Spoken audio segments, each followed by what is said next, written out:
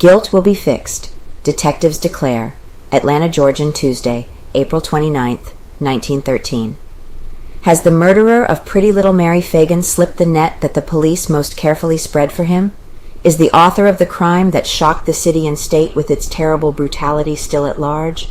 Is the mystery as baffling in its myriad conflicting elements as it is revolting in its details still as far from solution as it was when the beaten and bruised little body of Mary Phagan was found lifeless in a pile of trash and litter in a Forsyth Street basement?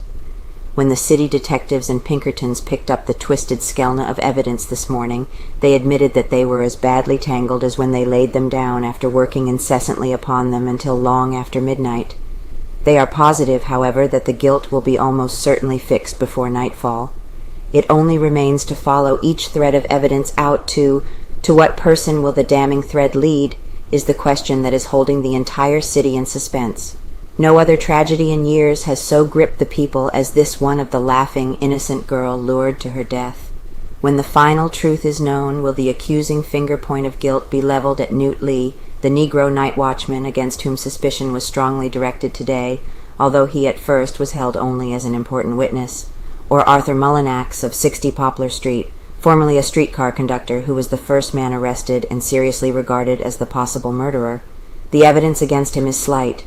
Or J.M. Gant, an employee of the National Pencil Company until 3 weeks ago, arrested as he got off a car in Marietta yesterday. The evidence against him is far from convincing.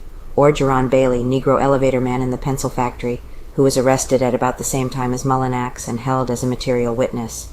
Or some man whose name has not been previously mentioned in connection with the case. Police expect results. The police are confident that they will know in a few hours the identity of the slayer. Chief Beavers, Chief of Detectives Lanford, Detectives Black, Starnes, Harriet, Rosser, and Bullard and Pinkerton operatives were on the case again early this morning.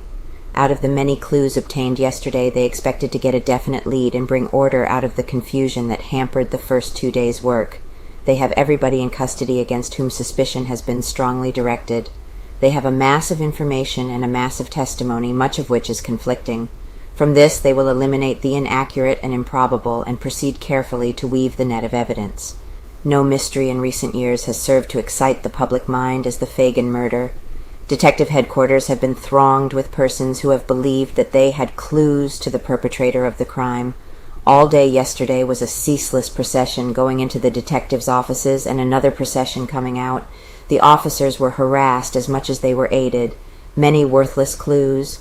Countless persons came to give general information about Mullinax or Gant or Lee or Bailey.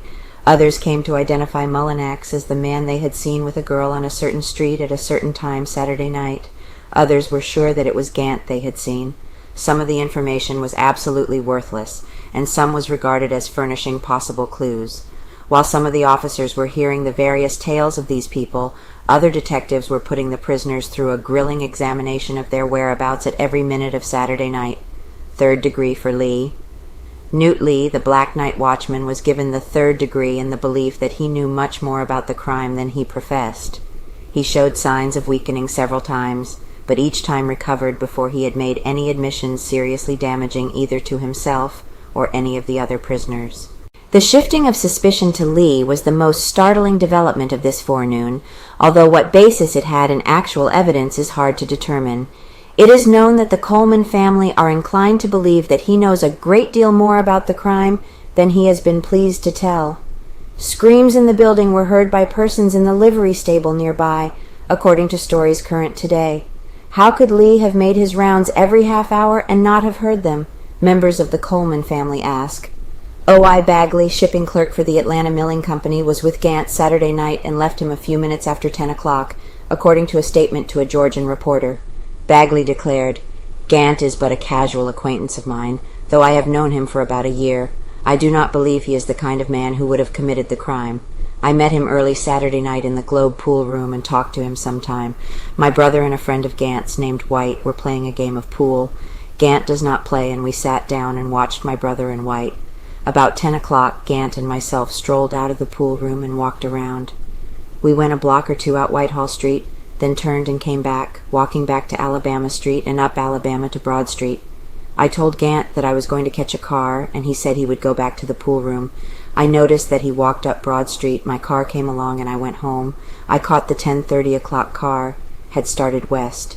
In the course of our conversation, Gant told me that he had left Atlanta to go to San Francisco and had gotten as far as St. Louis, but had been held up there several days on account of high water. He said he then changed his mind and came back to Atlanta.